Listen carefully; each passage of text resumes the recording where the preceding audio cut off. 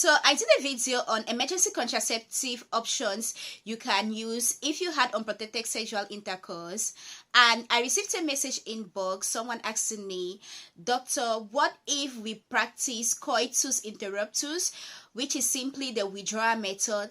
Am I still likely to become pregnant?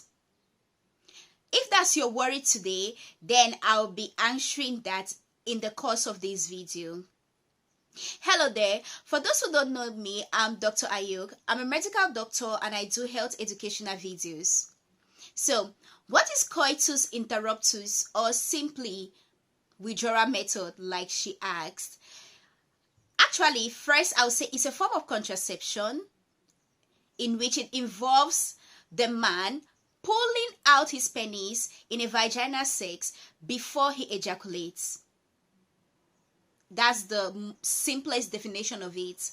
So, this leaves us with a question: is this form of contraception adequate or not? So what I'm going to say is there is no clear yes or no, but I'll be giving you the pros and cons of this method of contraception, and then I'll end by giving what I think, and then you can make your decision if it's a clear yes for you or it's a clear no for you.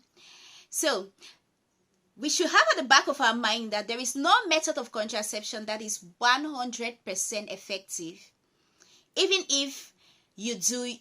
in those who tie their tubes and cut them off, there is still maybe about a 1% chance of becoming pregnant. So there is no method of contraception which is 100% effective.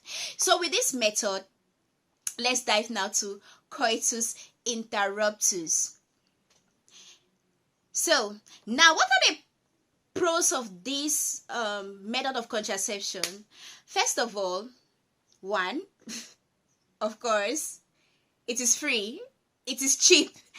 You don't need to buy it. If it's pills, if you're on pills, then you need to maybe buy your pills. If you use condoms, then you have to buy your condoms before using.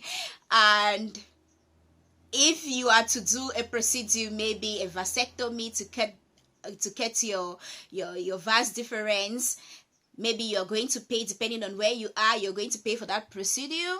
Or same, if you're doing a tubal ligation for a lady where you cut off your tubes, you're going to pay for that. But this method of contraception is totally free. It just involves a man removing his penis when he is about, or when he gets the feeling of him about ejaculating. So it is totally free.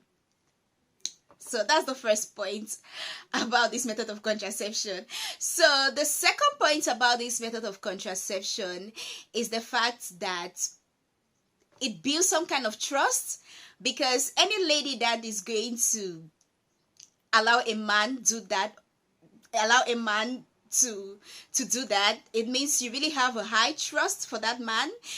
What I mean trust is, it means you really trust the fact that he's going to pull out at the very right time. So he's not going to maybe pass in some before pulling out, So it takes a high level of trust for you to practice that kind of contraception as a lady. So that's what I think about that method. That's another advantage of it. So it builds some kind of trust between your partner. Then the third point is, people say it's enjoyable. Some people say using barriers such as condoms, you don't really feel it that well.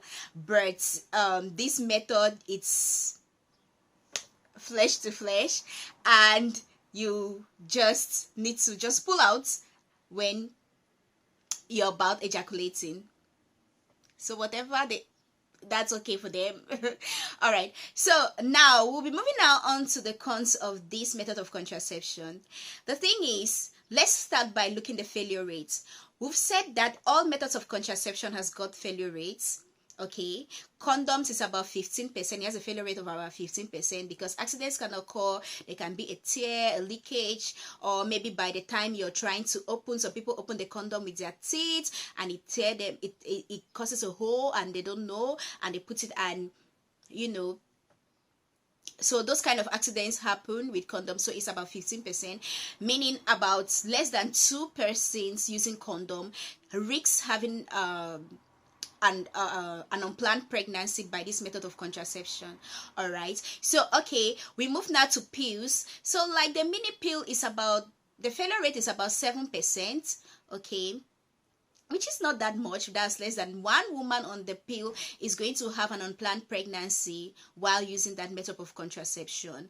Vasectomy, which involves cutting of the vas deferens, that's the tube that carries the sperms, it has a failure rate of about 1%.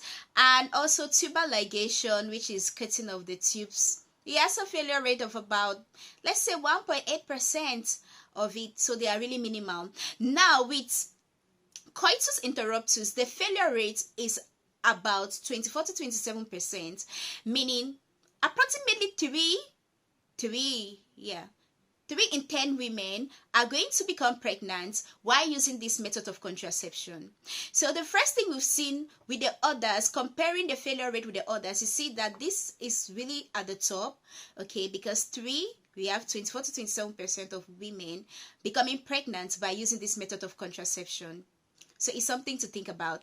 Now, the second thing I'll be talking about, which is a disadvantage of this method, is I'll take us back to our lecture on when ovulation. So knowing your ovulation dates, okay, and knowing your cycle, your menstrual cycle, it puts you at an outer edge. So these 3 women that become pregnant while using this method of contraception, it keeps me thinking that, did these men have this sexual encounter during their safe period, or was it during their unsafe period? It's most likely during their safe period. All right, what about the 70% or the 73% who are into this method and they don't fall pregnant? Is it that they meet during their sexual encounter when they are on their safe days? What if they meet if they're on their unsafe days? Is it going to change these percentages? So that leaves us with a question mark. We can't really tell. Okay, so now with coitus interruptus, why I said one of the advantages that you really trust your partner is because ejaculation in a man is a time in which the man reaches his climax. So you can imagine when you're about to reach your climax and then you pull out. To some men, it's something very difficult to do. So that's why I say you must really trust your partner on this. It's like you're in a moving train and then you jump out while the train is on maximum speed. It's something it's something that everybody is going to have a second thought. So with this method of contraception, the man really, for it to be effective, it means the man has to pull out and discharge far away from the vulva or vagina. It's not just pulling out and discharging around that area, because there might be some semen that may go into the reproductive tract and result in pregnancy. Okay, and also too, you have to pull out at the very right time. That means you're pulling out when you've not ejaculated, not when a little bit has gone in and then you pull out. So it has to be at the very right time, and it should not, the ejaculate shouldn't be around your vulva or your private area, because semen can still get in. And also too, another thing I'll be talking about is the fact that there is what they call the pre-cum, and men generally don't even know when this is coming and they don't really have control of it. So it could be that your partner is withdrawing, but there maybe pre-cum had already been ejaculated. So how you can't really tell. Basically, some people say pre-cum doesn't contain semen, sperm cells. Some say it does. So whichever you go for, because I'll go for the fact that it does contain. It's better I say it does contain and then at the end of it doesn't, than that I think that it doesn't contain and at the end of it does contain sperm cells. So what if during the process this pre-cum, because Men release this as a part of lubrication in the process as well. A woman lubricates, so too that is a kind of lubrication too for the men. So, and at times it has been shown that it contains semen. So you pulling out during ejaculation and maybe pre-com had already been secreted, then that woman is at the risk of becoming pregnant if she is on her safe period.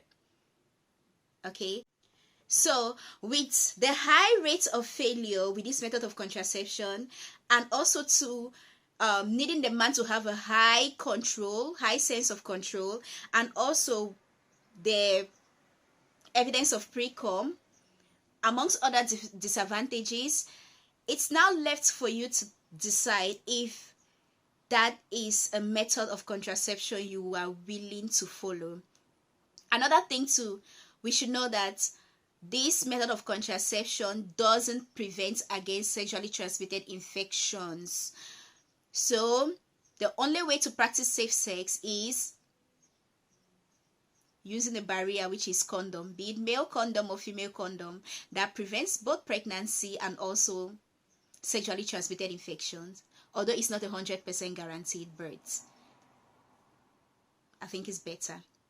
So if you liked this video, why not give us a thumbs up, subscribe to our channel, and push your notification bell.